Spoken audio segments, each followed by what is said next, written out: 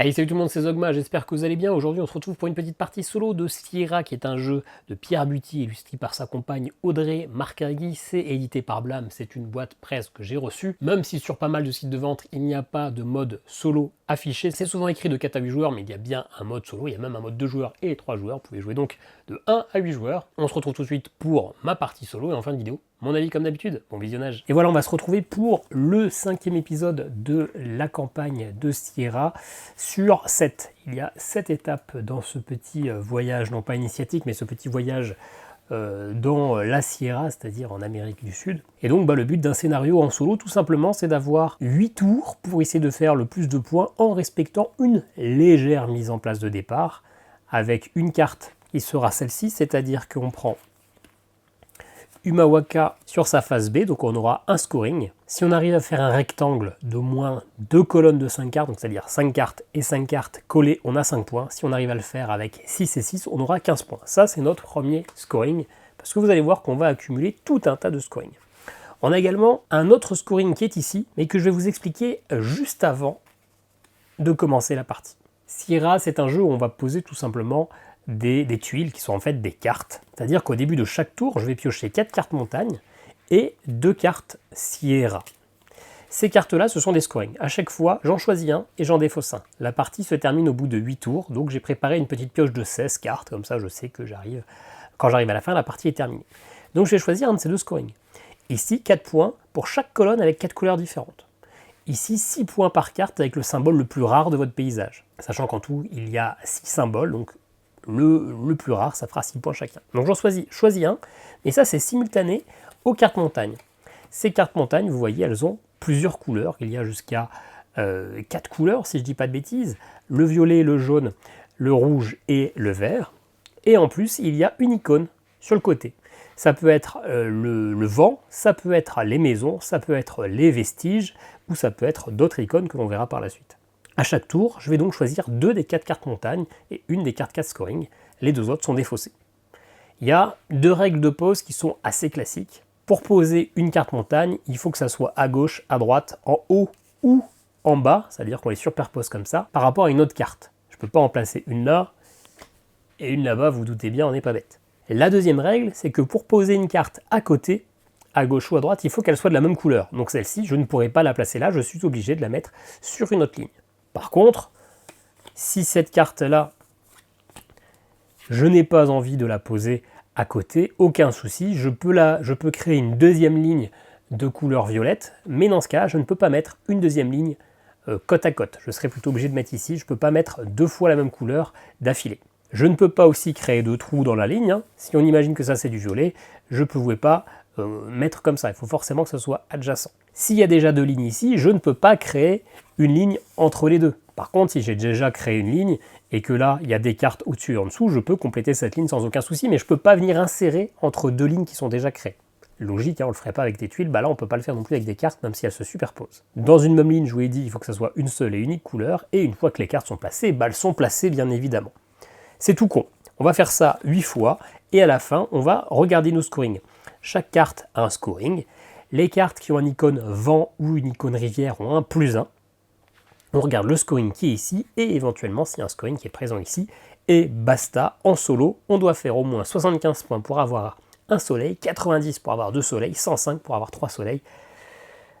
C'est rare que j'ai atteint les 2 soleils sur cette première version de la campagne, donc on va déjà se mettre à 75 points, ça sera déjà une victoire. Il y a une petite règle supplémentaire, à cause de ce scénario, je ne peux pas commencer une nouvelle ligne d'une couleur déjà présente si je ne la commence pas avec une maison. Donc c'est-à-dire que si j'ai ça comme ça, eh bien je ne peux pas créer cette ligne avec le violet là, parce que ça c'est pas une maison. Voilà, tout simplement. Voilà, maintenant qu'on sait ça, eh ben on va jouer, on va espérer avoir assez de place. Alors les scoring du coup, on va avoir des colonnes de 4 couleurs différentes, et ici le symbole le plus rare. Alors, le symbole le plus rare, je suis pas fan de cet objectif là, mais l'avantage c'est que comme ici j'ai un objectif de faire des colonnes de 5 cartes, eh ben ça pourrait aller très très bien. Donc on va virer cet objectif là, et on va garder celui-là.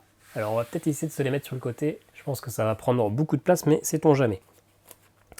Et allez, on va commencer déjà 2 lignes, on va commencer, écoutez, les devants, parce que chaque vent me rapporte un point et que pour l'instant, j'ai pas d'autre scoring. On les met comme ça. Pour l'instant, au milieu, on verra bien. Ça, on va se le mettre ici sur le côté, comme ça on gagne de la place sur l'aire de jeu. De nouveaux scoring, 6 points par trio de cartes vertes. Alors les trios ne sont pas obligatoirement côte à côte, il faut juste que j'ai 3 cartes vertes dans mon truc. Et j'ai exactement le même scoring avec le rouge. Écoutez, étant donné que j'ai déjà du rouge, on va partir sur le rouge. Donc ça, on le vire, et on va garder ici, on va essayer de faire des trios de cartes rouges.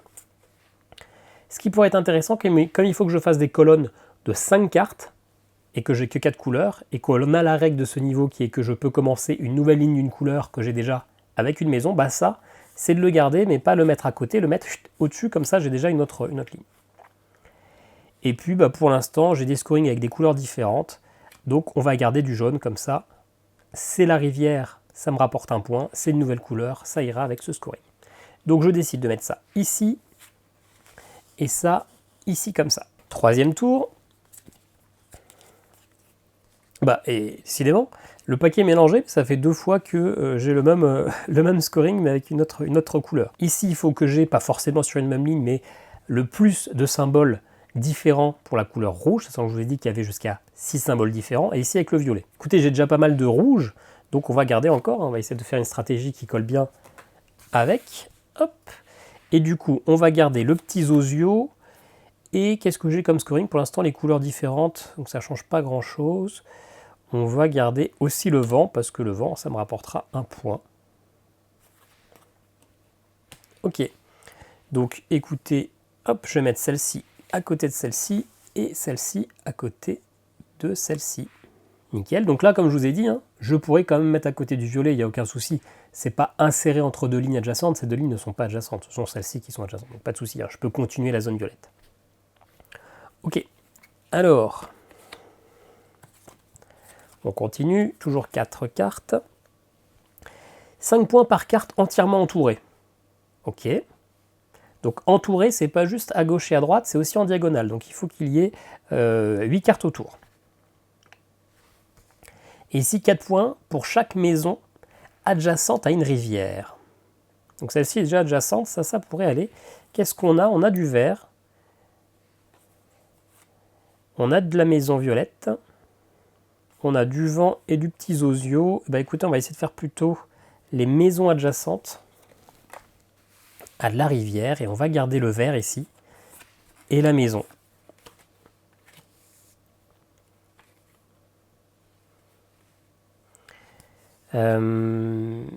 Donc, je peux mettre... Ah, il faut qu'elle soit adjacente, non pas du vent, en fait, c'est de la rivière. Donc pour l'instant, j'ai pas du tout. Et donc celle-là, ça serait ma première. Écoutez, on va mettre ça ici. Hop, comme ça, cette maison-là, on va baisser un peu tout ça. Cette maison-là, elle est adjacente à mon vert. Et alors, je pourrais créer une autre ligne, mais on va pas le faire. Pour l'instant, on va aller plutôt faire ça ici. Hop, dans l'idée de commencer à faire aussi ma deuxième colonne de 5 cartes, parce que celle-ci, 1, 2, 3, 4, 5, on a fait la moitié de cet objectif-là. On peut même aller à 6 cartes si on y arrive. Ouais, ça aurait pu être intéressant d'ailleurs. Ouais, d'ailleurs, on va le faire. On va pas faire ça. On va mettre la violette là, on crée une nouvelle ligne. Je peux parce que c'est une maison. C'est la condition exclusive de ce scénario. Alors les cartes, c'est bien, mais en vrai, ça bouge facilement quand on insère les cartes en dessous. Ok. Du coup, là, j'ai 6. C'est tout bon. Il faudrait que je fasse 6 et comme ça, j'aurai 15 points. Et en plus, j'ai un objectif là déjà d'avoir une colonne avec 4 couleurs différentes, donc ça fait des points. Ok, cool. Alors 3 points pour chaque oiseau autour du vent, ou 1 point pour chaque oiseau et chaque rivière. Donc ça, c'est le scoring un peu simple. Ça rapporte potentiellement moins de points, mais c'est facile à faire. Parce que vous allez voir qu'on on aura 8 scoring, donc ça va être compliqué de forcément bien tout gérer en même temps. J'en suis où pour l'instant? Des oiseaux. J'en ai un qui est déjà à côté du vent, donc ça fait déjà 3 points. D'ailleurs, ça aussi, ça prend un oiseau. C'est quasiment le même scoring, parce que ça prend... Donc finalement, ça peut être assez facile d'aller faire ça avec les oiseaux. Là, j'ai de la rivière, j'ai une maison, j'ai du vent. Après, pour l'instant, j'ai qu'un oiseau. Et donc, si je pioche pas tellement d'oiseaux, ça sera moins rentable que d'avoir ça. Mais allez, je tente quand même ça. Donc les oiseaux adjacents à du vent. Là, je vais garder le vert pour faire un peu ma deuxième colonne. Et je vais aller chercher du vent. Du vent. Hop, je garde les deux là. Donc, écoutez, je vais mettre ça ici. Et ça, je vais le mettre dans une autre colonne. On va le mettre ici. Ok. On continue. 2 points par paire de cartes vertes et rouges. Donc pour l'instant, j'ai 2 verts et 5 rouges. Donc ça me ferait déjà 2 points. Même c'est 2 points par paire. Donc ça ferait déjà 4 points. Et ici, 1 point pour chaque rivière et chaque mammifère. Les petits renards, ce sont les mammifères. Ok. J'ai que du vent, une rivière et un mammifère. C'est plus facile d'aller faire, je pense, les paires rouges et vertes. On va garder du coup une verte pour faire un peu plus de cette paire.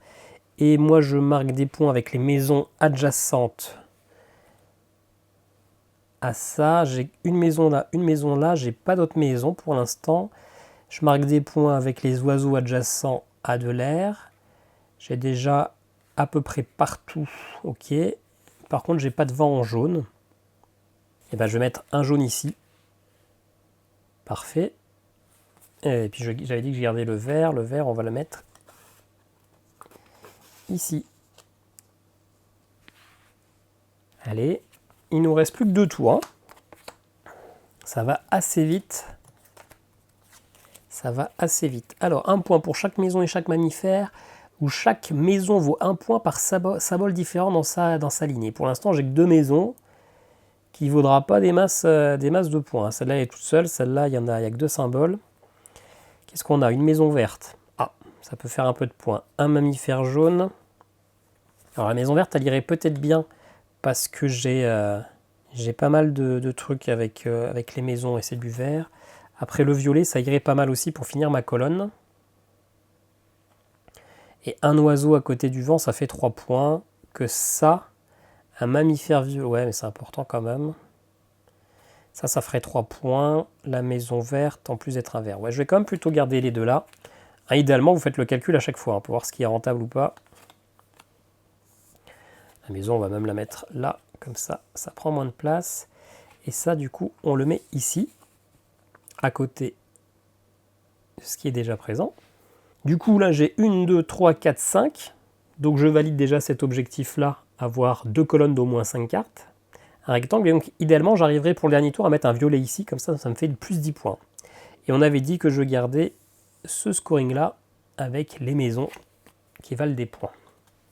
Dernier tour, dernier scoring, 4 points pour chaque oiseau dans vos 2 lignes les plus hautes, donc les 2 là, donc pour l'instant c'est 0, et 2 points par paire de cartes violettes et jaunes, donc pour l'instant j'ai 2 paires, parce que j'ai 3 violettes et 2 jaunes, donc ça ferait du coup 4 points. Ça risque d'être ça qu'on va garder, et là il nous faut une violette à tout prix, parce qu'elle nous ferait 10 points, ok on a une violette, donc la violette on la garde c'est sûr.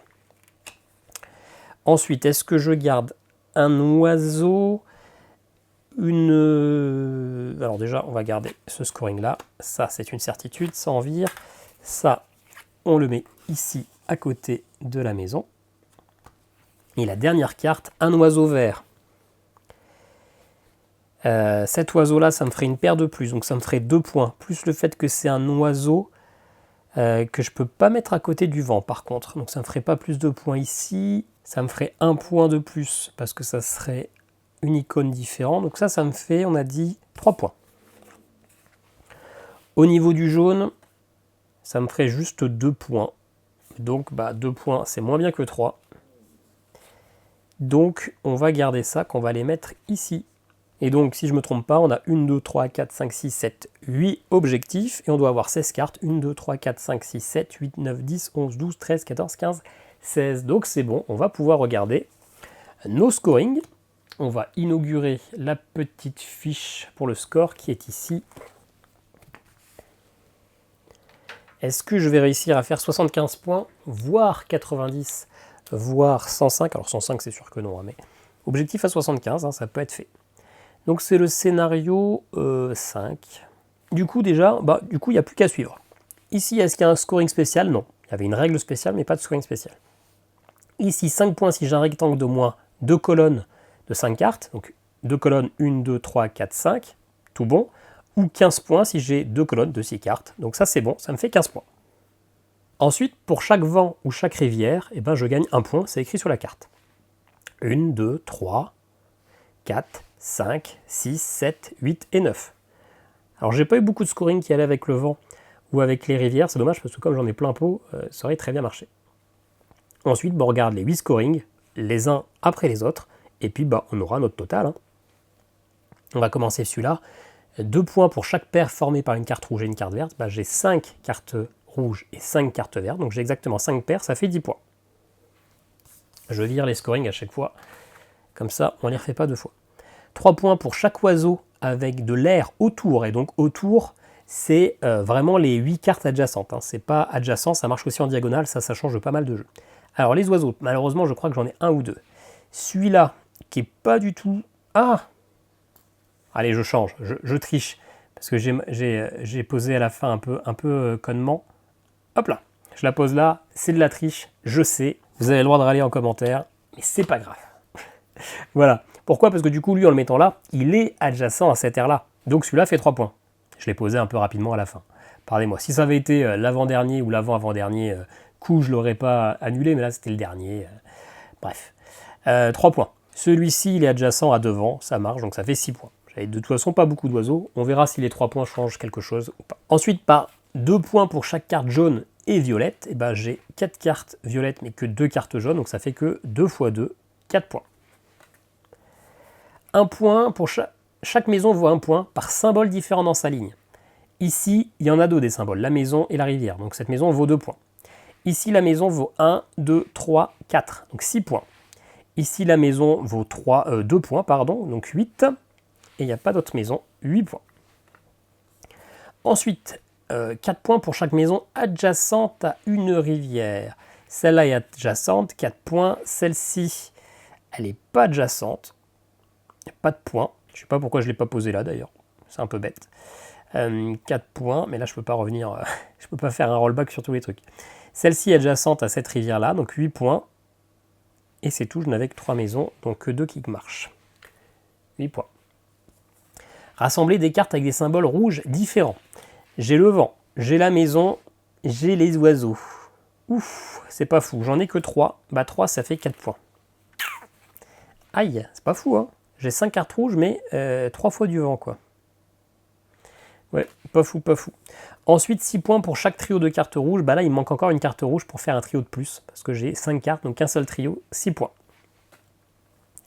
Ouais. Et ensuite, 4 points pour chaque colonne avec 4 couleurs différentes. J'ai celle-ci et celle-ci, mais c'est tout. J'ai 2 colonnes avec 4 couleurs différentes, donc ça fait 8 points. Ce qui fait un total, on va sortir la calculatrice pour ne pas faire de bêtises, un total de 78 points. Donc 78 points, il est où? Je valide l'objectif avec un soleil, j'ai 78, il fallait 75. C'est pas un énorme score quand même, j'aurais pu faire un tout petit peu plus de points si j'avais eu une carte rouge de plus et en plus avec une icône différente. Je dis pas que c'était possible, hein. Avec les 6 on met pareil en bouteille, mais j'aurais fait 6 points de plus un symbole de plus, ça faisait 4 points, j'aurais pu faire 10 points de plus, ça faisait 88. Bon, finalement ça n'aurait pas changé, une carte n'aurait pas changé mon résultat total, j'aurais quand même eu qu'un seul soleil, donc c'est une victoire, mais une victoire un petit peu timorée, un petit peu timide. Mais en tout cas, vous savez à quoi ressemble Sierra en solo. On se retrouve tout de suite pour mon avis sur le jeu. Bon, mon avis sur Sierra sera assez rapide parce que finalement, il n'y a pas tant de choses que ça à en dire. C'est un jeu de pose de tuiles, de pose de cartes qui ont d'aspect de tuiles avec plein de scoring. Il y a un gros paquet de scoring. Alors, comme il y a 4 couleurs et 6 icônes, finalement, il y a beaucoup de variantes des mêmes scoring, mais ça marche bien. Il n'y a aucun souci. C'est quand même dur aujourd'hui en 2024 de faire un mauvais jeu de positionnement de cartes, surtout quand on n'a pas que 3 cartes et demie. Donc le jeu marche. Après, c'est un marché tellement concurrentiel que c'est difficile de dire que celui-ci pour du solo, se démarque d'un autre? Clairement non, il se démarque absolument pas. Ce qui est sympa, c'est comme cette petite narration, ces 8 chapitres, il y a une petite narration qui rappelle un peu le séjour des deux auteurs, hein, parce que c'est un séjour que les auteurs ont fait pendant plusieurs mois, ils ont un peu visité toute l'Amérique du Sud, donc ça retrace certains éléments clés de leur voyage, ça c'est plutôt sympa. C'est très anecdotique, mais c'est quand même plutôt sympa. Clairement, c'est un jeu qui se destine à un public familial, qui ça pourrait être le premier jeu, et clairement ma compagne est venue me voir quand je jouais un soir, elle a vu les montagnes, l'effet que ça faisait sur la table, elle me dit oh trop bien, j'ai envie de jouer à ça. Et clairement c'est, je pense, là-dessus, c'est cet effet-là que les auteurs et les éditeurs, l'éditeur a voulu avec ce jeu, c'est avoir ce petit effet waouh, un jeu un peu original sur la tuile, alors que finalement c'est un jeu très, très classique, très conventionnel. L'autre chose, c'est qu'il est très banal en solo, mais il propose quelque chose assez original, et le cœur du jeu, c'est vraiment le 4 à 8 joueurs.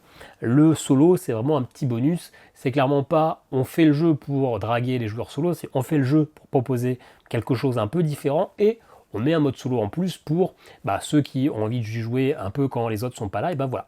Mais le cœur du jeu, c'est le 4 à 8 joueurs, avec une mécanique qui est plutôt originale, c'est que vous allez jouer en 2 contre 2, ou en 3 contre 3, etc.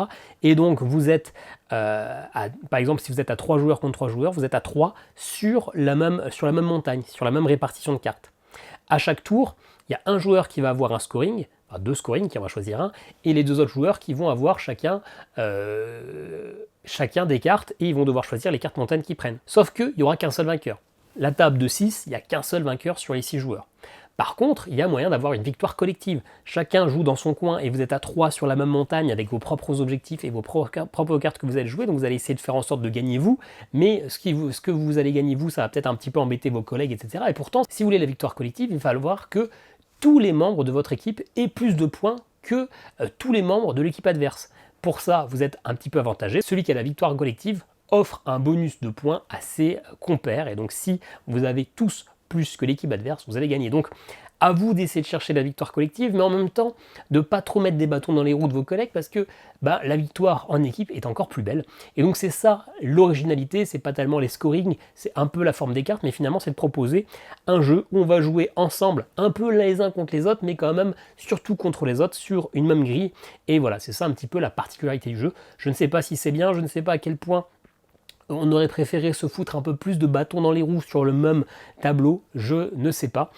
J'y ai pas joué en multijoueur et je n'y jouerai probablement pas en multijoueur, mais il faut retenir que si je vous dis que le mode solo est finalement assez basique, c'est que la mécanique du jeu initial ne pouvait pas se disposer sur ce mode solo, donc finalement on a un jeu solo comme on en trouve plein d'autres sur des jeux de pose de tuiles. Donc pour moi, pour du solo, très exclusivement, ça sera du Zeugma de bronze.